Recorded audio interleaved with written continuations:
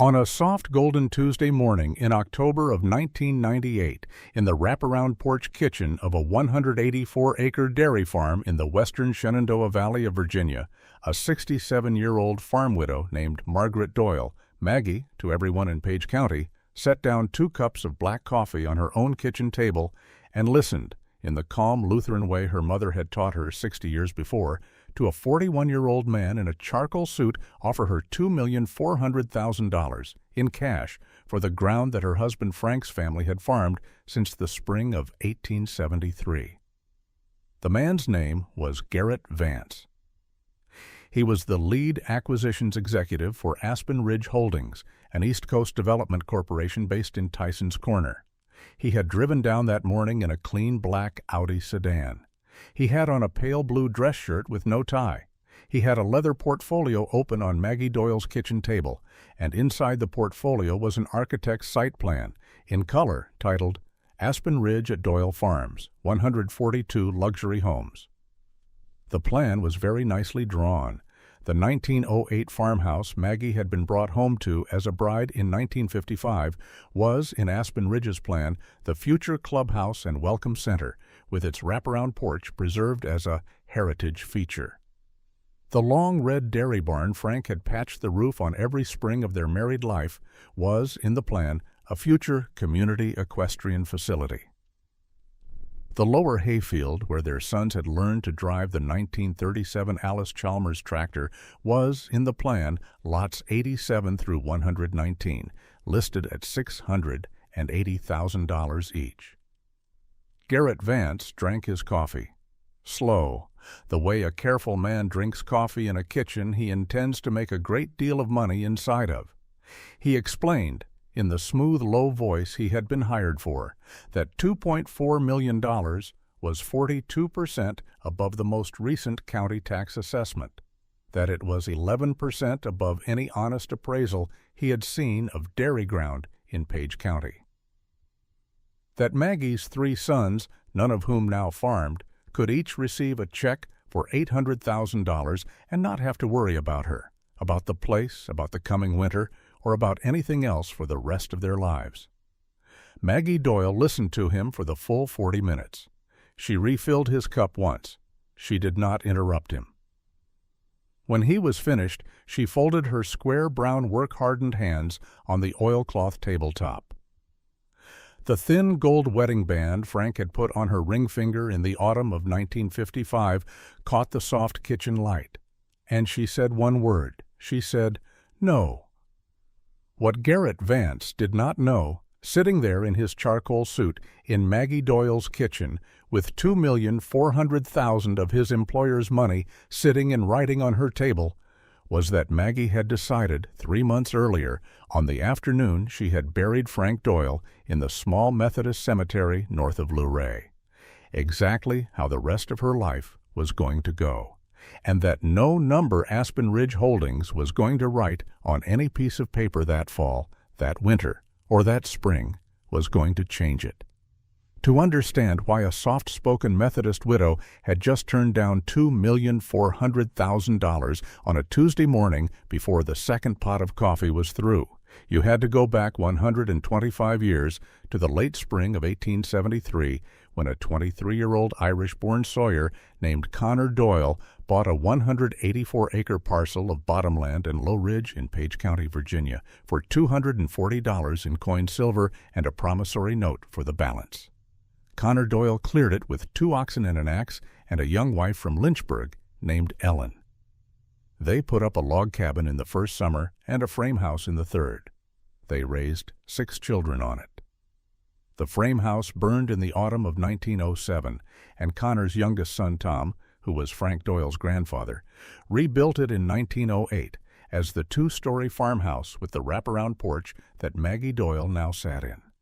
The Doyles had farmed it through the panic of 1893, through the boll weevil years, through the First World War, through the Great Depression, when Tom Doyle had paid the property tax 3 winters running by selling cordwood off the lower ridge, and through the Second World War, when Frank's father Patrick had run the dairy alone for 4 years after his only hired man had gone to the Pacific. Frank Doyle himself had been born in the front bedroom of the 1908 farmhouse in March of 1929.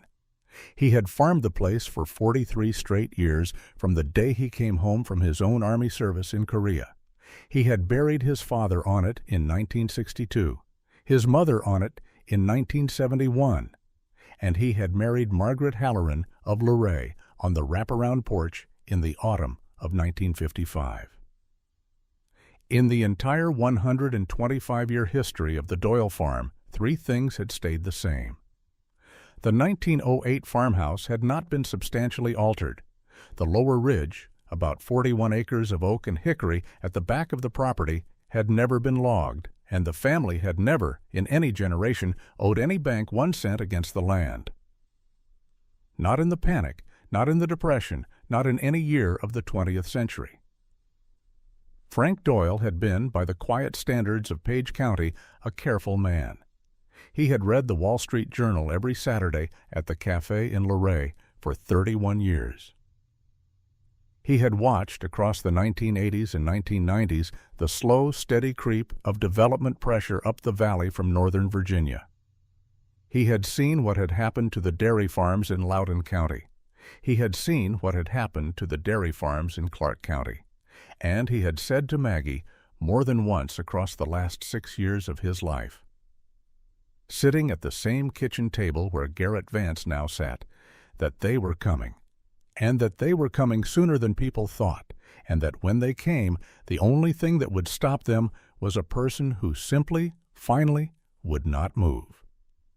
Frank Doyle had died of a quiet heart attack on the front porch of the 1908 farmhouse on the 2nd of July, 1998, 69 years old, the Wall Street Journal still open on his lap to the markets page. Maggie had found him in the late afternoon when she had come up from the milking. She had sat down on the porch step beside him, and she had held his hand for almost an hour before she went inside and called their oldest son. She had buried him 5 days later in the small Methodist cemetery north of Luray. The graveside service had been short. The 3 Doyle boys had flown in from Atlanta and Boston and Sacramento with their wives and most of their children, and they had been very kind, and they had spoken that evening at the farmhouse, more than once and gently, about how their mother might want to think about whether the place was too much for her to run alone.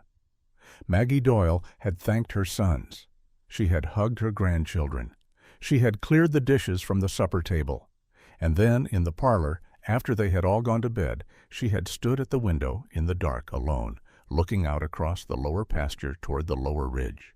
And she had decided in something less than 3 minutes that nothing on or under or above that 184 acres of Doyle ground was going to be moved by anyone for any reason during what was left of her life. She had not said anything about the decision in the morning. She had simply, at 6 o'clock the next day, gone out to the dairy barn in her husband's old denim chore coat, started the milking by herself, and gone back to work. That had been the 8th of July, 1998. 3 months and 2 weeks later, Garrett Vance of Aspen Ridge Holdings had pulled into her gravel driveway in a black Audi sedan with a portfolio under his arm and asked her quite politely if she had thought about the future. She had. He simply had no idea what her thinking had concluded. For the first 5 visits, Aspen Ridge Holdings was extremely polite. Garrett Vance came back in mid-November of 1998 with a new portfolio and a new number, $2,600,000 this time, with a soft closing date and a covenant to preserve, in granite, the family name on the entrance gate of the development. Maggie Doyle gave him a fresh cup of coffee. She listened. She refolded her hands. She said no. He came back in early December with $2,800,000 and a 15-year preservation easement on the wraparound porch. She gave him coffee. She said no. In late January of 1999, on a hard, cold morning with sleet on the porch boards, Aspen Ridge sent a different man, an older, white-haired vice president named Carl Bayard, in a navy overcoat with a softer voice and more gray in his hair, to make a personal appeal. Carl Bayard mentioned in a very gentle way that he himself had grown up on a small farm in Frederick County, Maryland, and that he understood. He brought a number of 3,100,000. Maggie Doyle gave him coffee. She listened. She said, "Boyo, no." In late February, they raised the number to 3,000,003. They sent a young woman this time, Jenna Falk, a 33-year-old VP of Community Engagement in a soft sweater and pearl earrings, who spoke at length about the great quality of life new Doyle Farms residents would enjoy beside the heritage clubhouse that would honor the family's legacy in perpetuity. Maggie Doyle, who had buried a husband and raised 3 sons and milked a 40-cow herd, alone every morning since the second week of July, listened politely to Jenna Falk for 40 minutes. Then she said, calmly and without raising her voice, "Honey, you can come back if you like, but you don't need to keep bringing me numbers. The answer is the same number it was in October." Jenna Falk drove back to Tyson's Corner that afternoon in a leased Lexus in tears and asked to be reassigned off the Doyle file.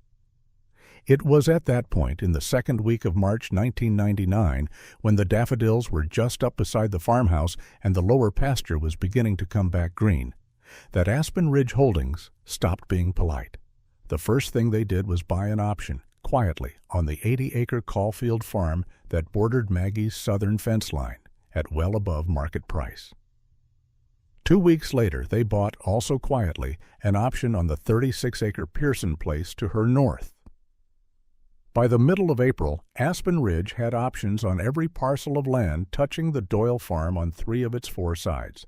The 4th side was the lower ridge of the Blue Ridge Mountains, which they could not buy because it belonged to the National Park Service.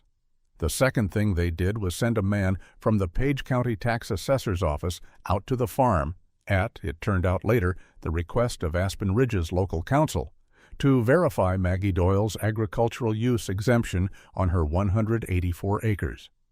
The man stayed for 2 hours. He took photographs. 3 weeks later, Maggie Doyle received in the mail a notice that her property tax assessment had been recalculated, that her agricultural exemption was under review, and that her estimated property tax bill for the coming year would be, should the exemption be denied, $14,400 more than the previous year. Frank Doyle's life insurance had paid out at exactly $112,000. The math, as Aspen Ridge had carefully understood when they had asked their lawyer to file the inquiry, was not on Maggie Doyle's side. The third thing they did was make a quiet phone call to the Valley Cooperative Creamery, the dairy co-op in Harrisonburg that bought every gallon of milk the Doyle farm produced, and inquire, in the polite half-language of corporate conversation, whether the co-op had reviewed lately the quality compliance status of certain of its smaller producers in Page County. The Valley Cooperative Creamery, which depended on Aspen Ridge's parent company for a major commercial leasing relationship at one of its plant facilities, sent a young food safety officer out to the Doyle farm 3 days later with a clipboard looking for violations. He found none. He had to write a clean report. But Maggie Doyle understood, the moment the young man walked into her milking parlor at 6:15 in the morning, exactly what was happening. The fourth thing they did was call her sons. Aspen Ridge had, by that spring, identified each of the 3 Doyle boys, located their offices, and obtained their direct lines. Garrett Vance personally telephoned the oldest, Patrick, a hospital administrator in Atlanta, on a Wednesday afternoon, and explained in a very concerned voice that he was worried about Maggie. He said he had been visiting her for 6 months. He said she seemed isolated. He said the property was clearly more than one widow could safely run. He said very gently that perhaps a family conversation about the long-term plan was overdue. Patrick Doyle, who loved his mother and who had been worried about her since his father's death, made the long drive up from Atlanta 2 weeks later for what he believed was an unplanned weekend visit. He sat with Maggie on the wraparound porch on a Saturday afternoon in late April, and he tried gently, the way Garrett Vance had hoped he would, to talk to her about whether the farm was perhaps becoming too much for one person. Maggie Doyle listened to her oldest son for the full hour. She poured him another glass of iced tea, and then she said mildly, "Patrick, "Did Mr. Vance call you?" There was a long quiet on the porch. Patrick Doyle finally said, "Yes." Maggie Doyle nodded, slow, exactly once, and she said, "Sweetheart, I love you, but the next time that man calls you, you will tell him that you have no opinion about my farm, and then you will hang up. Is that clear?" Patrick Doyle, who was 42 years old and a vice president of operations at a large Atlanta hospital and a Doyle, said, "Yes, Mama." He drove back to Atlanta that evening.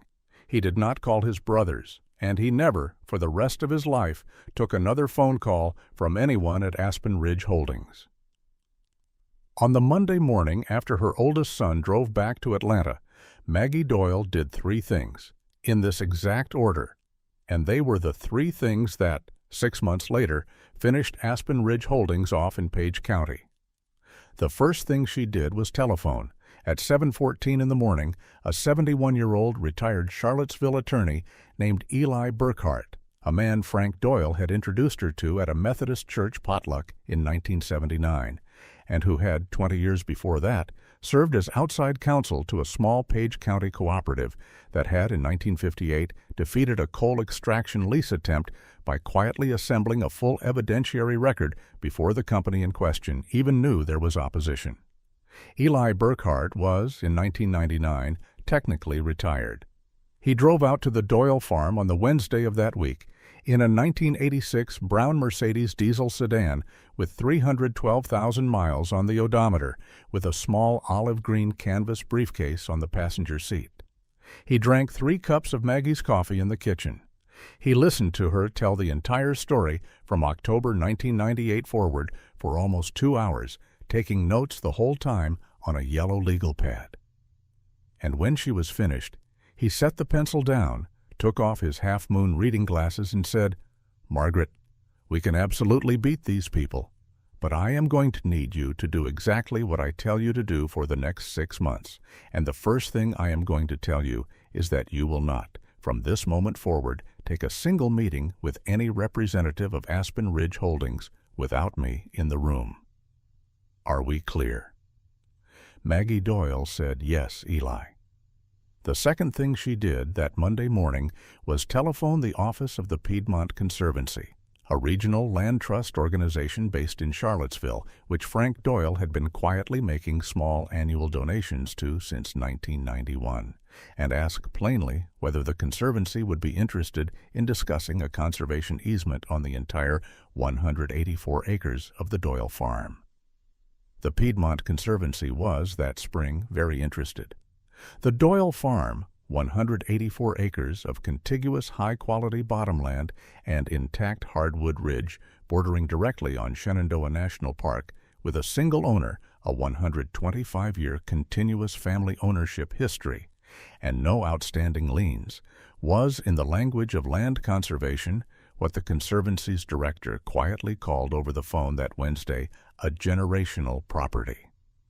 He drove out personally on Friday. He stayed for 4 hours.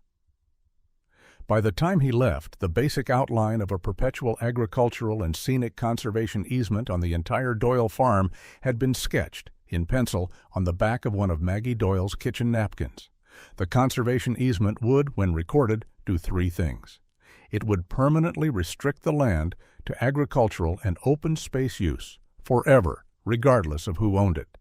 It would extinguish, in perpetuity, the development rights on the property, which were, by Aspen Ridge's own internal analysis, the entire reason the property was worth anything more than its dairy income value, and it would, by federal and Virginia state tax provision, generate for Maggie Doyle a charitable contribution deduction worth, against the appraised loss of development value, approximately $1,100,000, most of which she would never use, but which could be carried forward and applied against the taxable estate her 3 sons would one day inherit.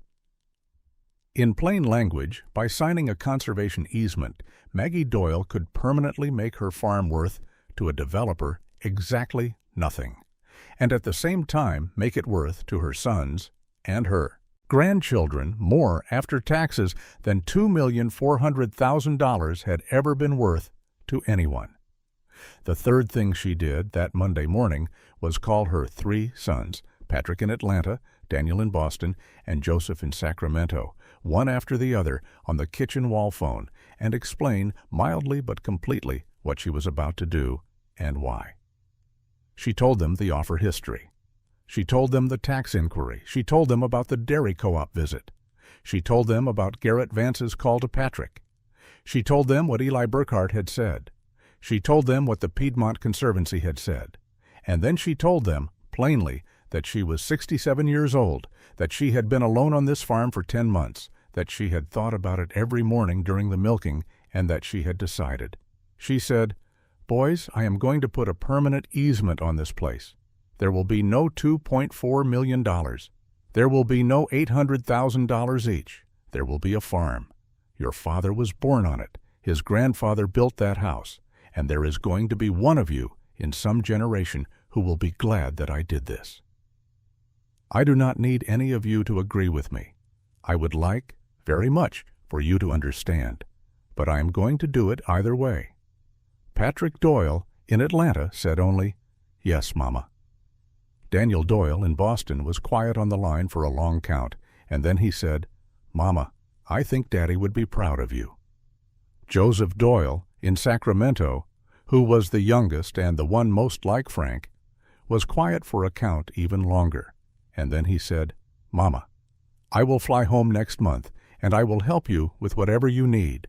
And tell Mr. Burkhart that I want to read every page of whatever they make him sign."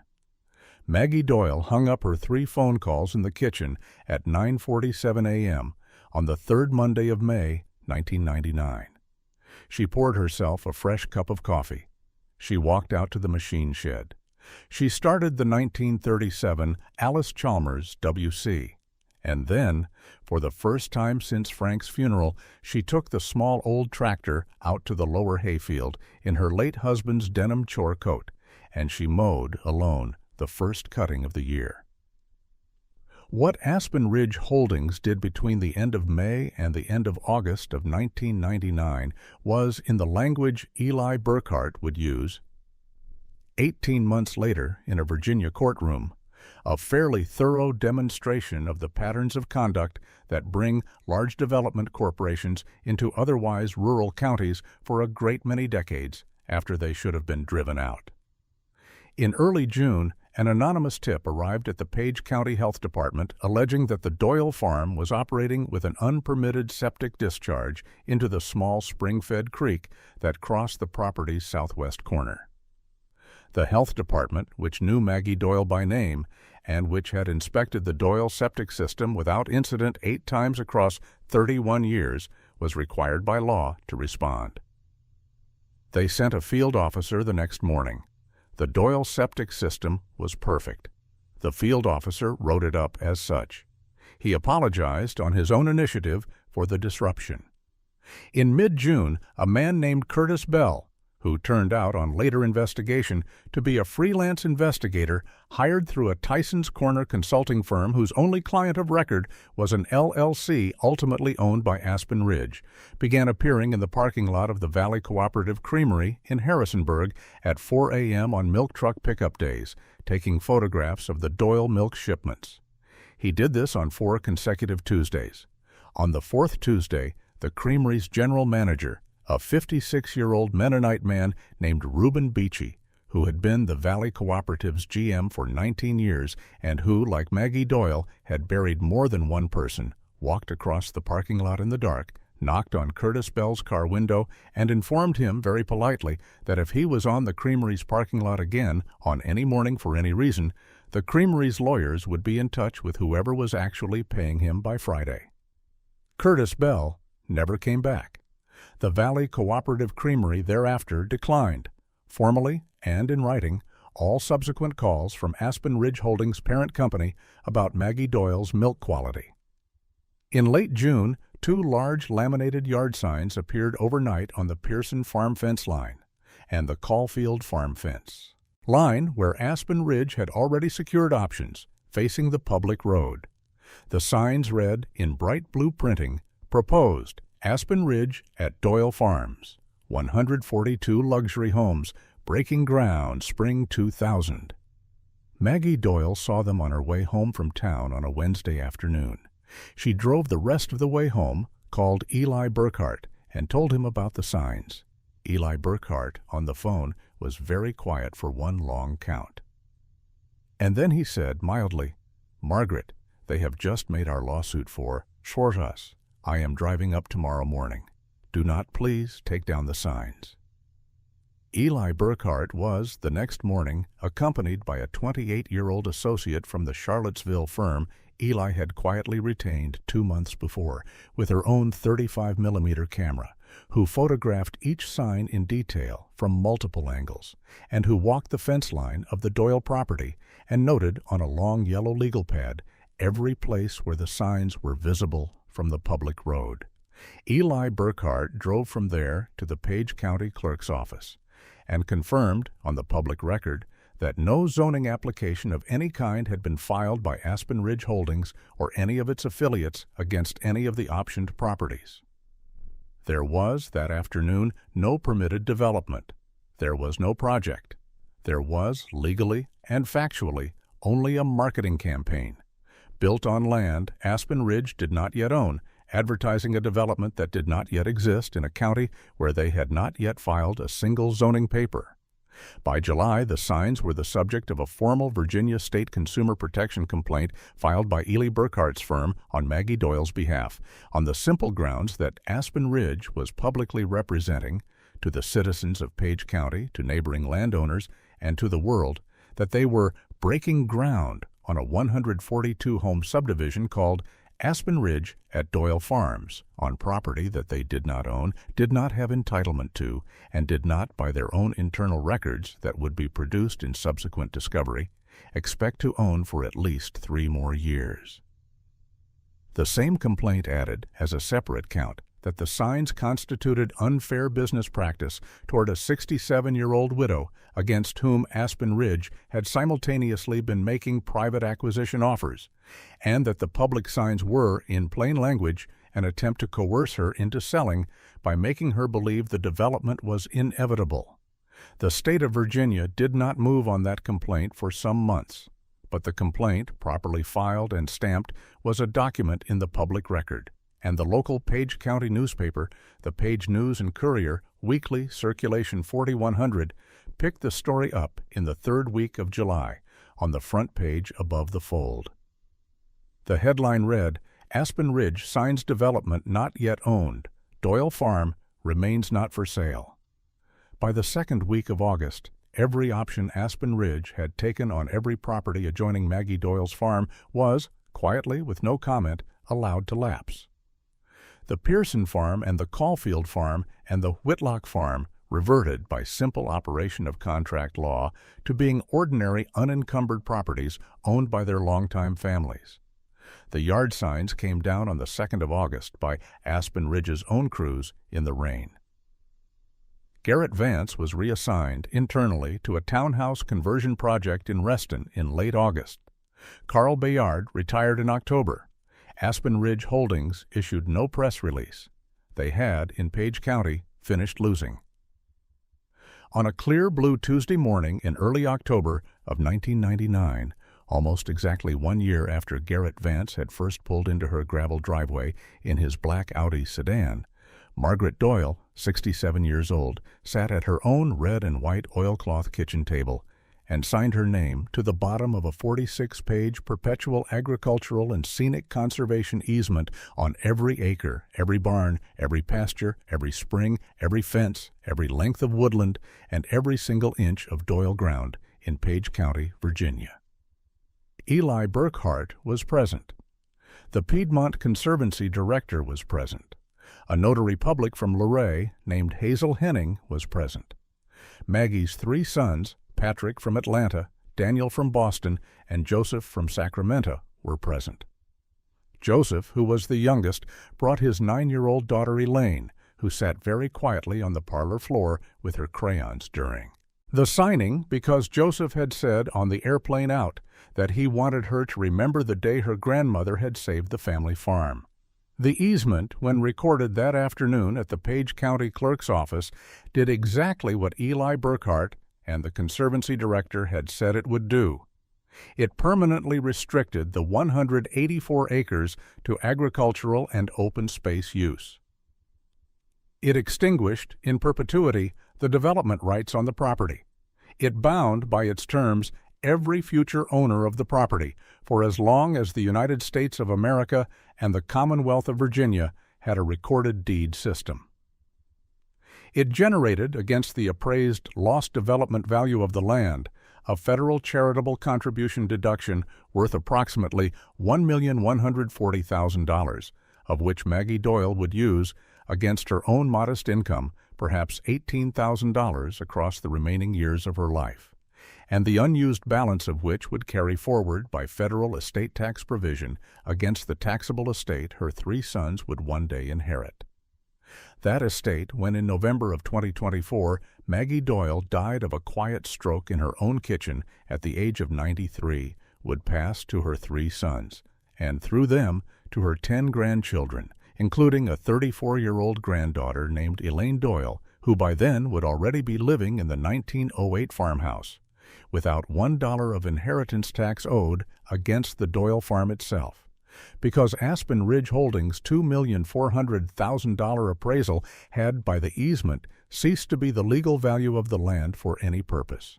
In plain language, by signing 46 pages of small print on a Tuesday morning in October of 1999, Maggie Doyle had made the Doyle farm worth, to her family across the next 5 generations, more than any developer had ever offered her, and at the same time had made the same land worth to any developer who would ever inquire again exactly nothing. That afternoon, after the lawyers and the Conservancy director had gone, Maggie Doyle took her 3 sons and her 1 granddaughter out to the machine shed, and she taught all 4 of them, one after the other, how to start the 1937 Allis-Chalmers WC. Elaine Doyle, the 9-year-old, got it on the 2nd try. Joseph Doyle, who had spent most of his childhood on that tractor, got it on the 1st. They mowed the lower hayfield together that afternoon, the whole family in turns. Maggie Doyle stood at the fence line in her late husband's denim chore coat, and she watched. Eli Burkhart, who had stayed for supper, stood beside her. He said only one thing, very quietly. He said, "Margaret, Frank would have loved this day."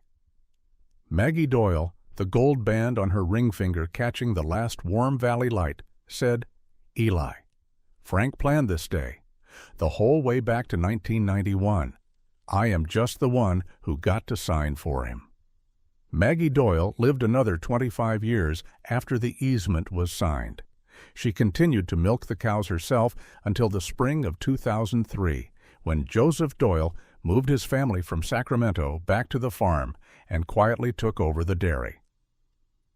She continued to live in the 1908 farmhouse in the front bedroom where Frank had been born until November of 2024. She continued to drive the 1937 Allis-Chalmers WC slowly and well in the lower hayfield in the autumn cuttings until she was 91 years old. She continued to attend the small Methodist church north of Luray every Sunday.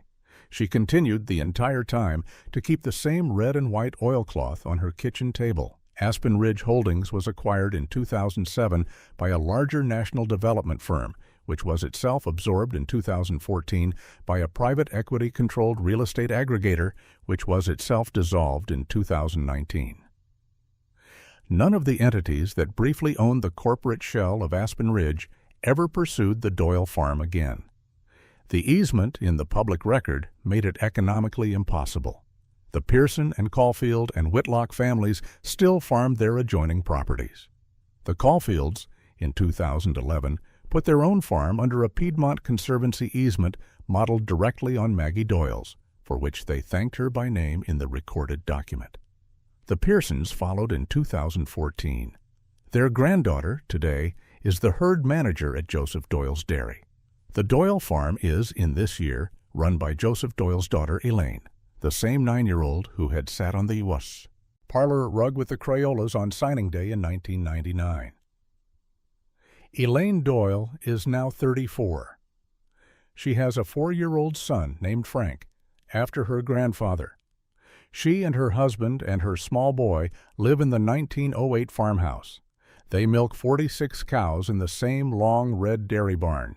They eat at the same red and white oilcloth table, the table on which a 41-year-old man in a charcoal suit once spread an architect's rendering of 142 luxury homes that will now, forever, never be built. The 1937 Allis-Chalmers WC is in the same machine shed it has lived in since 1937. Persian orange paint still soft and faded, original cleated rear wheels, the same folded burlap feed sack on the open metal pan seat. Joseph fires it every spring. Elaine learned to drive it the summer she was 11. Little Frank, who is 4, sat on his mother's lap for the first cutting last June.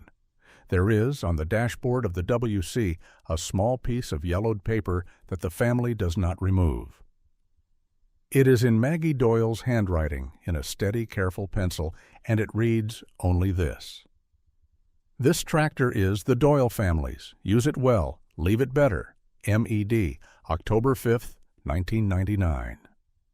Maggie Doyle was buried, at her own quiet written request, beside Frank in the small Methodist cemetery north of Luray in the second week of November 2024, in a service that drew almost everyone in Page County who had been on the right side of the Doyle story across the previous 25 years. The Page News and Courier ran the obituary on the front page above the fold. The headline read only, "Margaret E. Doyle, 93, saved the Doyle farm." Her headstone beside Frank's is a plain gray granite stone with her name and her dates and one line beneath them. The line is from the book of Proverbs, the same book Frank had read every Sunday morning for 55 years. It reads, "She considered a field and birthed it." And in the small front parlor of the 1908 farmhouse, on the same oak parlor table where Harold Lindgren had read his will to his 2 sons 20 years before, on the same table where she had signed 46 pages of easement in 1999, on the same table where her great-grandson Frank will one day sit with his own daughter, there hangs on the wall a small framed black and white photograph from October of 1999. The photograph shows a 67-year-old widow in a denim chore coat standing at a wooden fence line at golden hour, watching 3 of her sons and a small girl mow a hayfield together on a faded Persian orange tractor, and looking out past them at the Blue Ridge Mountains rising in soft autumn haze behind a 184-acre piece of ground that no developer, no corporation, no offer, no signage, no anonymous tip, no tax inquiry, no phone call to her sons, no 21st century private equity-controlled real estate aggregator on earth would ever be allowed to move. If this story stayed with you, there are more like it on this channel. Forgotten machines, quiet people, and the work they did. Subscribe, and we'll tell you the next one.